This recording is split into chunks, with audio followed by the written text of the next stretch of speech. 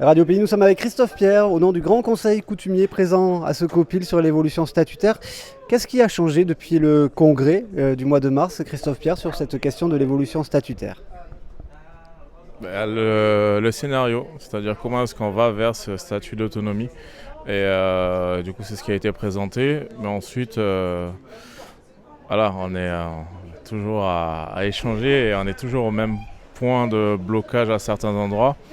Et après, là, la présentation de l'AMO a été assez long, mais pour autant pas spécialement détaillé et précis.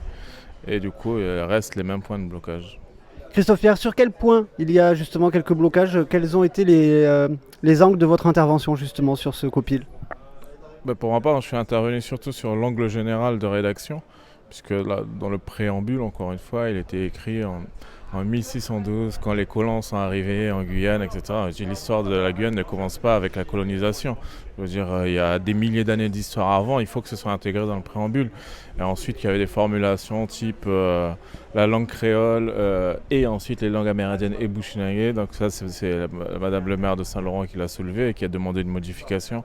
Enfin, il y a eu ces populations amérindiennes et bushinagé. Enfin, du coup, ça a été l'esprit de rédaction ne me convenait pas et ne convenait pas à un certain nombre d'élus.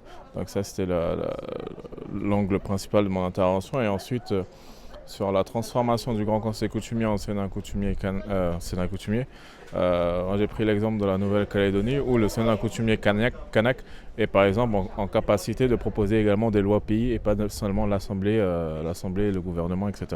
Donc voilà, enfin, c'est de ce ressort-là. Vous, sur les semaines et mois à venir, sur la suite de la démarche, quelles sont les priorités? Les priorités, c'est clairement de définir un peu mieux, de préciser certains éléments. C'est la fiscalité, la place dans l'Europe, les relations internationales. Enfin, après, ensuite, il y a eu quelque part des oppositions, puisque entre le projet aujourd'hui, enfin, en tout cas, la base de travail du projet qui est présenté aujourd'hui. Il y avait eu également le projet Guyane, à un moment donné porté par le Front, adopté en congrès des élus en mars de je ne sais plus quelle année. Et du coup, forcément, il y a eu des incompréhensions et des confrontations. Mais bon, ça fait partie du jeu démocratique. Ça va dans le bon sens aujourd'hui? On verra bien ce que ça va donner, parce que c'est encore une fois, il y a plusieurs fois où on s'est réunis pour se réunir une nouvelle fois. Je trouve que ça stagne un peu et qu'on n'en voit pas spécialement le bout. Après, peut-être que je me trompe, mais et que je n'ai pas toutes les clés pour voir à quel point ça avance, mais j'ai quelques doutes sur